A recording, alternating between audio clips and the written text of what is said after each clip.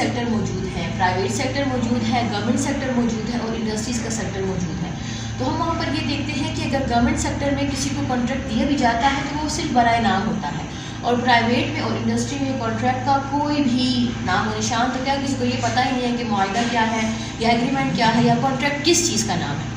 جب ایک بندہ اتنا مجبور ہے، اتنی ان امپلائمنٹ ہے ہمارے ملک میں کہ کسی کو بھی مطلب نوکری مل جاتی ہے تو بس اس کو وہ صرف اماؤنٹ نظر آتی ہے کہ بھئی اگر مجھے مہینے کا 20,000 یا 25,000 مل رہا ہے یا 30,000 مل رہا ہے تو میرے لیے یہی کافی ہے.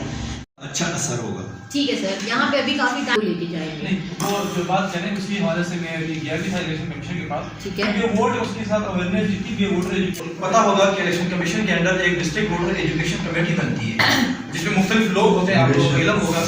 وہ اس کی ذمہ دار ہوتی ہے کہ مختلف علاقوں میں وہ خواتین کی اور مردوں کی اویئرنیس کرنے سے کام کرے گی. تو یہ کام انشاءاللہ جیسے ہی الیکشن کمیشن اناؤنس ہوگا اس کے ساتھ جو ہے نا وہ چل جائے گا، شروع کر لیں گے. کافی تعاون بھی ضرور. ہر شعبے میں خواتین کو چاہتے ہیں کہ وہ آگے آئیں اور آنے سے پاکستان کی جو اوور آل کنڈیشن ہے اس میں بہتری ہم لا سکیں. چونکہ ہماری میڈیا کے سے ریلیٹڈ ٹریننگ تھی تو میڈیا کے پرسنز کے ساتھ ہم یہ کہنا چاہتے ہیں کہ ان کو کہ آپ ان کی کوریج کے ذریعے، اپنی کوریج کے ذریعے خواتین کو ہر شعبے میں اس طرح سے پیش کریں، ٹی وی پر، اخبارات میں، تاکہ ان کی جو مسائل ہیں وہ بھی اجاگر ہو سکے اور ان کی حل کی طرف بات ہو سکے، اور ساتھ ہی ساتھ ان کو ہر شعبے میں